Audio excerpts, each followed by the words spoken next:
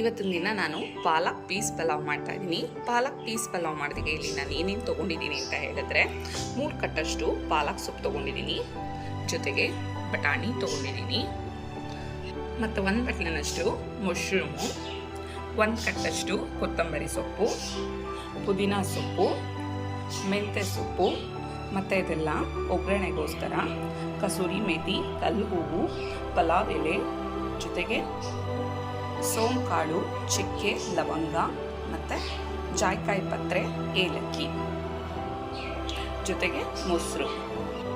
12 ಮೆಣಸಿನ್ಕಾಯಿ ತೊಗೊಂಡಿದ್ದೀನಿ, ಇದೆಲ್ಲ ಮಸಾಲಾಗೋಸ್ಕರ.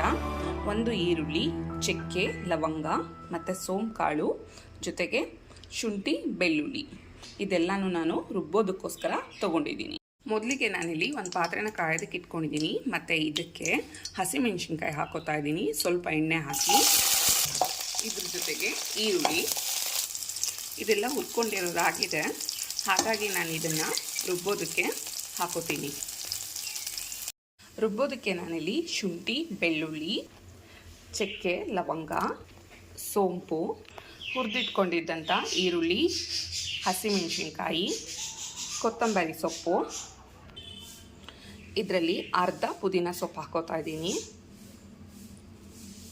ಜೊತೆಗೆ ಪಾಲಕ್ ಸೊಪ್ಪು, ಇದನ್ನೆಲ್ಲ ಸೇರಿಸ್ಕೊಂಡು ತುಂಬ ಸಣ್ಣದಾಗಿ ರುಬ್ಕೋತಾ ಇದ್ದೀನಿ. ರುಬ್ಬಿರೋಂಥ ಮಸಾಲಾನ ರೆಡಿ ಮಾಡಿ ಇಟ್ಕೊಂಡಿದ್ದೀನಿ. ಈಗ ಇಲ್ಲಿ ಎಣ್ಣೆ ಹಾಕಿದ್ದೀನಿ, ಅದ್ರ ಜೊತೆಗೆ ಇದೇನೇನು ತೊಗೊಂಡಿದ್ದೀನಿ ಮಸಾಲ ಪದಾರ್ಥ ಇದನ್ನೆಲ್ಲ ಒಂದೊಂದಾಗಿ ಹಾಕೋತಾ ಬರ್ತೀನಿ. ಮೊದಲಿಗೆ ಏಲಕ್ಕಿ ಮತ್ತು ಪತ್ರೆ, ಜೊತೆಗೆ ಚಕ್ಕೆ ಮತ್ತು ಲವಂಗ, ಪಾಲಕ್ ಎಲೆ, ಜೊತೆಗೆ ಕಲ್ಲು ಹೂವು, ಸೋಂಪು ಮತ್ತು ಕಸೂರಿ ಮೇಥಿ. ಈಗ ಈರುಳ್ಳಿ ಸೇರಿಸ್ಕೊತಾ ಇದ್ದೀನಿ. ಈರುಳ್ಳಿ ಎಲ್ಲ ಆಗಿದೆ, ಹಾಗಾಗಿ ಇವಾಗ ಪುದೀನ ಸೊಪ್ಪು ಸೇರಿಸ್ಕೊತಾ ಇದ್ದೀನಿ. ಇದ್ರ ಜೊತೆಗೆ ಮೆಂತ್ಯ ಸೊಪ್ಪು, ಬಟಾಣಿ, ಕ್ಯಾರೆಟ್, ಇದ್ರ ಜೊತೆಗೆ ಮಶ್ರೂಮ್,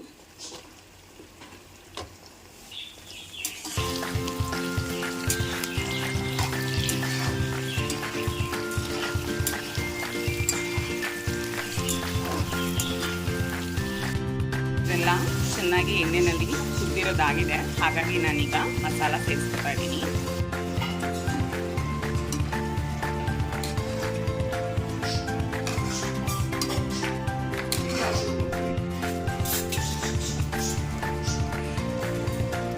ಇದಕ್ಕೆ ಚಿಟಿಕೆಯಷ್ಟು ಉಪ್ಪು ಸೇರಿಸ್ಕೊಂಡು ನಾನಿದು ಸ್ವಲ್ಪ ಹೊತ್ತು ಹೀಗೆ ಹಸಿ ವಾಸನೆ ಎಲ್ಲ ಹೋಗಲಿ ಅಂತ ಹೇಳಿ ಬಿಡ್ತಾ ಇದ್ದೀನಿ. ಇದಕ್ಕೆ ಕಟ್ ಮಾಡಿ ಇಟ್ಕೊಂಡಿರೋಂಥ ಟೊಮೊಟೊನ ಸೇರಿಸ್ಕೊತಾ ಇದ್ದೀನಿ.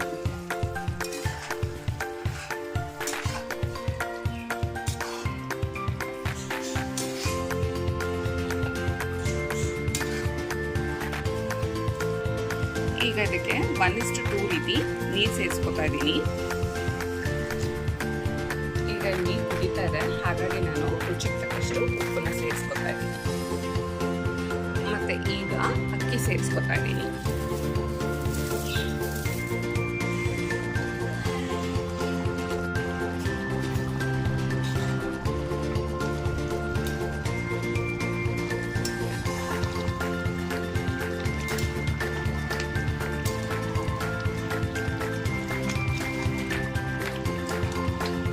ಈಗ ಇದೆಲ್ಲ ಆಗಿದೆ, ಹಾಗಾಗಿ ನಾನು ಇದಕ್ಕೆ 1-2 ಸ್ಪೂನಷ್ಟು ತುಪ್ಪ ಹಾಕಿ ಇದೆಲ್ಲ ಪೂರ್ತಿ ಅಕ್ಕಿ ಬೇಯಲಿ ಅಂತ ಹೇಳಿ ಬಿಟ್ಬಿಡ್ತಾ ಇದ್ದೀನಿ.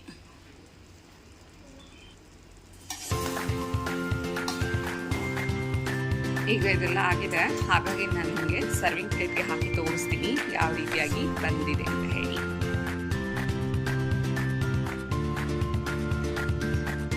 ನೋಡಿ, ಕೊನೆಯದಾಗಿ ನಿಮಗೆ ಇದು ಈ ರೀತಿಯಾಗಿ ಬರುತ್ತೆ. ಮಾಡೋದಕ್ಕೆ ತುಂಬಾ ಸುಲಭವಾಗಿರುತ್ತೆ, ಮತ್ತು ತಿನ್ನೋದಕ್ಕೂ ಅಷ್ಟೇ ತುಂಬಾ ಟೇಸ್ಟಿಯಾಗಿರುತ್ತೆ. ನೀವು ಒಂದ್ಸಲ ಮನೆಯಲ್ಲಿ ತಪ್ಪದೆ ಟ್ರೈ ಮಾಡಿ. ನಾನು ಇವತ್ತಿನ ದಿನ ಮಾಡಿರೋಂಥ ರೆಸಿಪಿ ನಿಮಗೆ ಇಷ್ಟ ಆಯಿತು ಅಂದರೆ ಮರೀದೆ ನನ್ನ ಚಾನಲ್ನ ಸಬ್ಸ್ಕ್ರೈಬ್ ಮಾಡಿ.